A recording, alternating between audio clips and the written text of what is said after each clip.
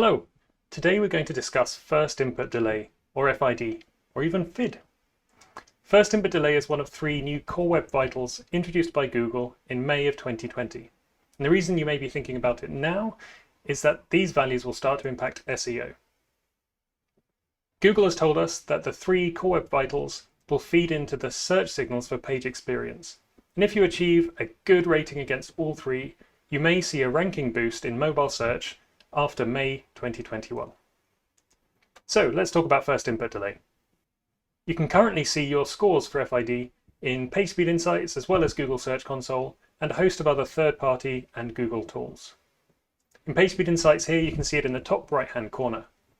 The value we've got is 133 milliseconds, which is the 75th percentile of all experiences captured by Google in the last 28 days. This means that the score is not good enough for the green good result, and in fact it needs improvement. We can also see that 73% of our experiences have a good rating, that is FID under 100 milliseconds. So we're not too far away from passing this assessment. Search Console tells us how many of our URLs are failing this audit. In this case, over 600 do not reach the 100 millisecond threshold for good, and this will help us identify which pages need improvement. FID itself measures how quickly the browser can respond to a user input. It's a good measure of the user experience we're delivering. You can think of it as input latency. The challenge we're trying to solve is this kind of experience, where users try to interact with a page but get no response immediately. It may be because your app is broken, but more likely it's just because the browser is really busy executing JavaScript on the page and doesn't have the time to respond quickly enough to input. So to think of it another way, first input delay is measuring the delay between a user-initiated event and the JavaScript event handler being able to fire. We can debug this by going into developer tools. And here we can see that there was a touch input, a tap input. There's a touch start event. There's also a mouse down and a click event which are attached to this. But what's important is that this touch start event doesn't fire immediately when the user has tapped the screen.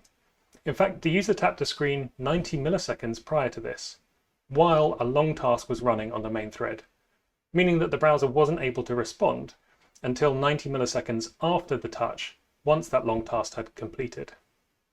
We can visualize this as FID being the difference between the actual touch event and the touch event being registered in JavaScript.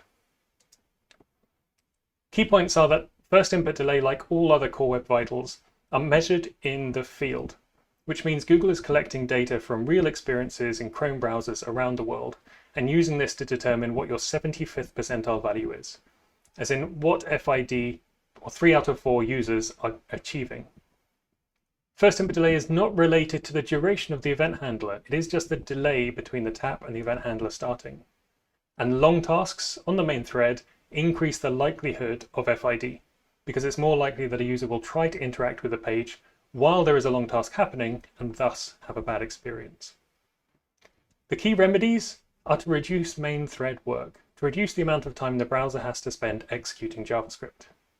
We can also break long tasks down into shorter tasks, so the browser is more likely to be able to respond quicker because it's not spending hundreds or thousands of milliseconds executing these long tasks. While FID is really tricky to measure synthetically, you can use total blocking time as a good proxy for this, because a high total blocking time, which is the sum of long tasks during a page load, will indicate that there's a higher likelihood for users to experience a high FID. So a good tip is to optimize for total blocking time, and first input delay should reduce after that. That's it for today.